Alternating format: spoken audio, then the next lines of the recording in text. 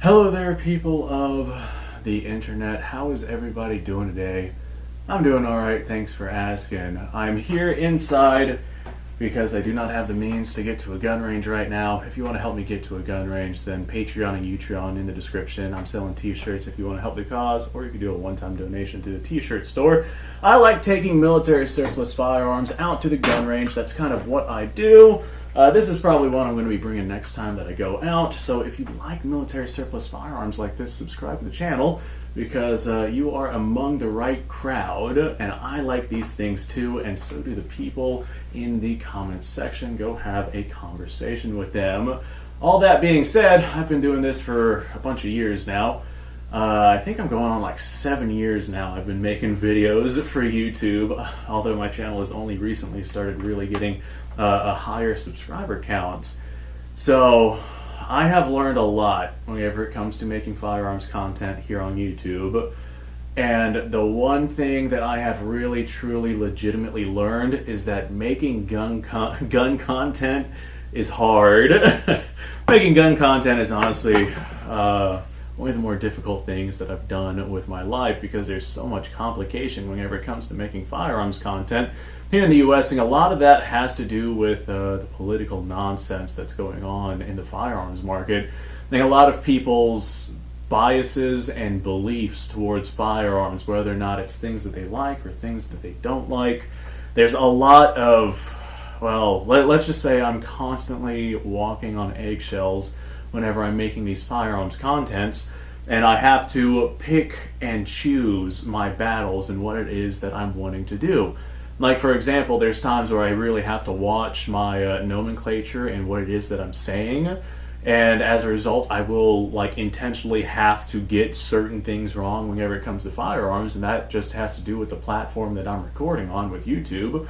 I have to wiggle around and find ways around saying things without directly saying them, and that can be very challenging, especially because there's people in the comments who do not understand that, and they just think that I'm wrong about something, and they don't really have the mental fortitude to pick up what it is that I am laying down. So getting people to understand that I'm trying to tell them something without directly telling them something is probably one of the more difficult things that I've had to do with YouTube. And yeah, that's just one of the many things that makes gun content really difficult. Another thing that makes gun content really difficult is people not understanding firearms at all. Like, there's people in my comments who absolutely think I am absolutely, I'm just stupid. They think I don't know anything whenever it comes to firearms, and a lot of these people say things that makes absolutely blatantly no sense, but because they don't know it and they think that I don't know anything, they just assume what I say is completely incorrect. I actually got yelled at in the comments not too long ago. I made a video about my 1891 Carcano, and how it was chambered in 6.5 Carcano, and somebody in the comments section was giving me absolute hell about how 6.5 had not been invented yet back in 1891, and I'm like, what the hell are you talking about? I say 6.5 absolutely was around in 1891. I had to give that guy I had to make a full-on history lesson of the 6.5 cartridge, and yeah, that was just one particular case. Yeah, 6.5 did exist in 1891. That is absolutely a thing. 6.5 Carcano. And I think 6.5 Jap came out roughly around that time period. And 6.5 Swede, that came out in 96, I think, so not long after that. 6.5 was around during that time period, alright? So, yeah, people who don't know anything about firearms yell at me all the time by thinking that I don't know anything about firearms. So on top of having to watch what I have to say, and people not knowing things about guns and assuming that I don't know things about guns because they don't know things about guns, we also have the people who come into the comments and start yelling at me because they have their own biases towards particular things. Like, I actually had this old guy, this was in real life, this was not on a YouTube thing. This was a real-life situation. I had this old guy absolutely berating me, like talking down on me. He was just a mean old man, but he was talking down on me because we were both at a public gun range, and I had a .308 rifle with me. Well, he had a 30-06, right? And he was telling me that 30-06 was so much better than 308, and 308 could not begin to stack up to the beauty and the gorgeous majesty of 30-06.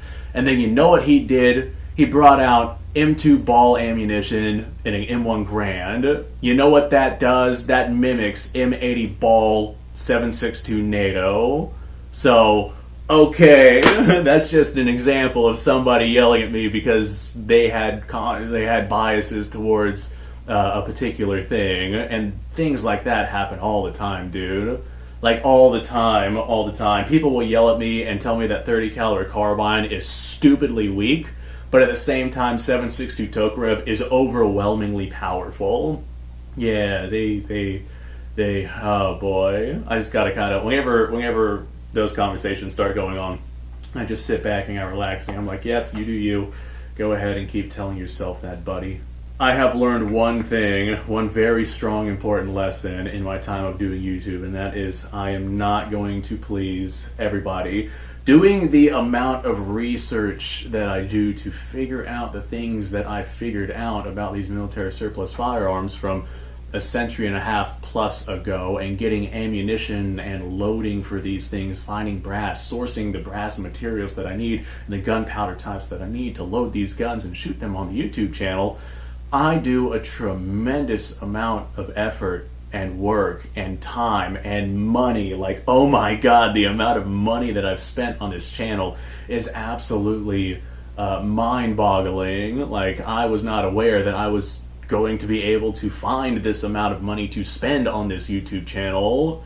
But yeah, the amount of money I've spent on this YouTube channel, the amount of time and the amount of effort that I've spent trying to get the knowledge and whatnot that I have available for these videos, it takes a huge ordeal and a huge amount of constantly pushing. And then on top of that, I'm also recording the videos and I'm editing them, and as of right now, I'm trying to upload 4 videos a day, 2 shorts and 2 whole videos, once in the morning and once in the afternoon, so people can enjoy it whether or not they are morning people that are getting ready for work, or whether or not they want to watch something whenever they get home from their day. This way they both have options to be able to watch something that is my work.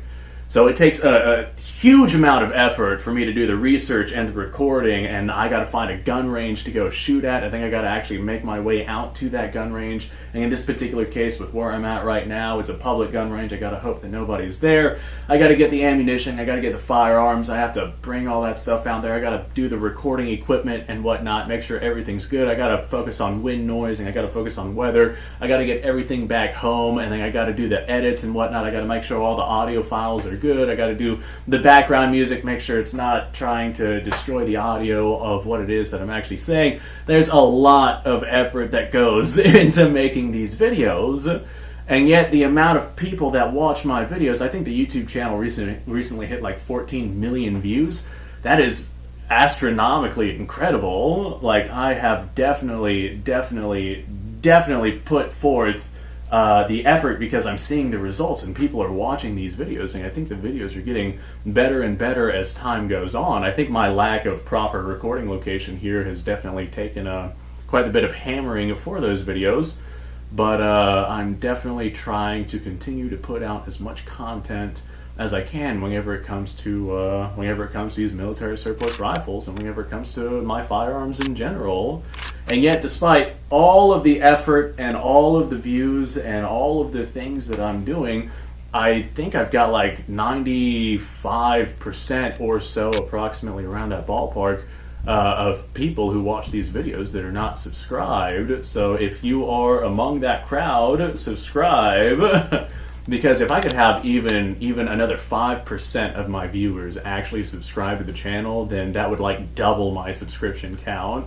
And that would skyrocket me into actually becoming something. But I'm on my way there. I think that I'm making pretty gosh darn good progress. So on top of all the effort that goes into making the content, I also have to watch what I say with the content. I gotta watch the words that I use, because I don't want the YouTube algorithm to end up flagging it and being like, hey, guess what? You said this phrase, so now nobody's gonna be able to see this. I got to be very careful on what it is that I pick and choose. And then on top of that, because I'm getting military surplus firearms, I got to be careful on where it is that I get them from, whether or not since they're a century old. I got to be careful on where it is I get them from, how stable it is that they are, whether or not they're going to be accurate. I got to know exactly where it is that I'm looking at, because I don't want to bring this 100-year-old rifle out to the gun range, pull the trigger, and then end up with half my face gone. So I've had to become quite the competent gunsmith whenever it comes to these things over the years in order to actually get them up and going. This Hugo Mauser is a good example, actually. I had to do some significant modifications in order to get this thing going, and that was definitely quite the challenge. On the bright side, this one does have a good bore, and it is fairly accurate. This is actually one that I did not that long ago. This is a rifle that I sort of refurbished. I did more like a restoration on it. This is an 8890. It was not functional and in really, really bad shape when I had gotten it. It was a C grade. Definitely not ideal. It was rough. It was really, really rough. But even me showing off this right here, go browse the comments. There's going to be people yelling me in the comments talking about how since I stopped this thing from being a ball of rust and metal and wood shavings that I destroyed history, because historically speaking, that's what this rifle was. Well, this rifle had nothing left to it. It was pretty much gone. It was not functional whenever I had gotten it. The stock was completely destroyed. There was no bluing left on the rifle. The bore shot out. It was quite the adventure whenever I had first gotten this thing. But even though I got this thing and I brought it back to life, and now it's something that is functional and that I can actually take out to a gun range, I'm still going to have people go into the comments and yell at me about how I shouldn't have messed with this thing because it's a historic relic at this point. And I'd like to think that what I did was a good thing, because now it is something that is not only functional, but beautiful. This right here is a really, really good looking rifle now, especially considering where it is that it came from. Long story short, this right here is kind of a rant video. Long story short, making gun content is hard. It is definitely one of the more difficult things that I've done with life. Actually, here's another really good example. I show off straight pulls like that, or anything that's not a K31, and people go into the comments and like yell at me. They're like, that's a pathetic, not good straight pull in comparison to a K31. K31 is best. K31 praise, all hail the K31. And then I'll make videos talking about like Mausers, right? This Yugoslavian Mauser. I've made plenty of Mauser videos talking about this thing. I'll make videos talking about the Yugo Mauser, or just insert your choice of Mauser here. I'll make videos talking about a Mauser, and then I'll have a bunch of people go into the comments and they'll tell me, hey, the Mosin is the better rifle. You're an idiot if you decide to use a Mauser. Or, hey, I prefer the Enfield because, shorter bolt throw and cock on close action. And then they'll have people yelling like, hey, the Mauser 93 action is also a cock on close action, so get the Enfield excuse out of here. And then everyone's like, 10 round magazine's detachable, only 1 round magazine. It's just a mess. People yelling at each other because other people like things that are different than the things that they like. Like, for example, if I say, I'm a Mauser guy, I like Mausers, they're definitely my preferred bolt-action military surplus firearm, I will have a lot of people in the comments yelling me about how they prefer the Mosin and how I'm stupid for wanting a Mauser. That's not what we should be arguing about. We should all be like, all of us, even like whether you're an Enfield person, Mauser person, Mosin person, I don't care if you like the Steyr rifles or the Swiss straight pull rifles, whatever it is, we should all be like, yeah, guns, let's all go to the range. That's what we should be like, but we're so freaking divided because that's just what things have become nowadays. And making firearms content to try to appease absolutely everybody is just not something that is viable. And that's one thing that I have discovered in my time of making this gun content.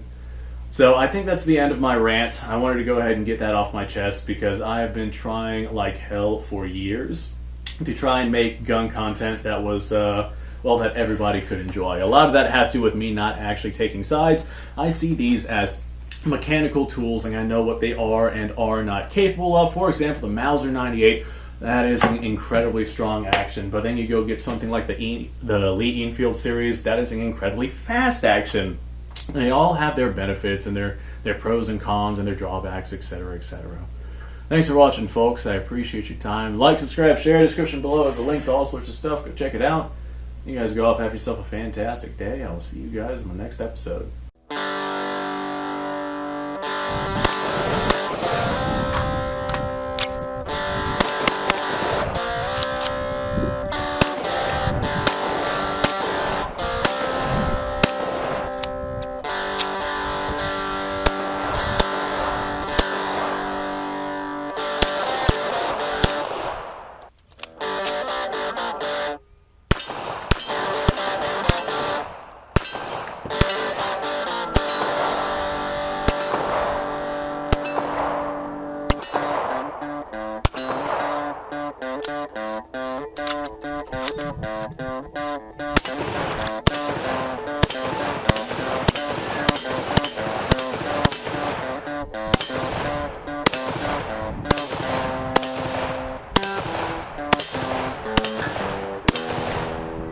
Been a little while since I've done this.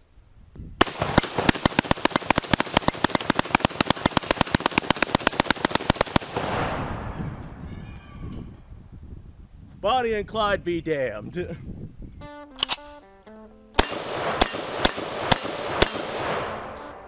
Poor man's Garen.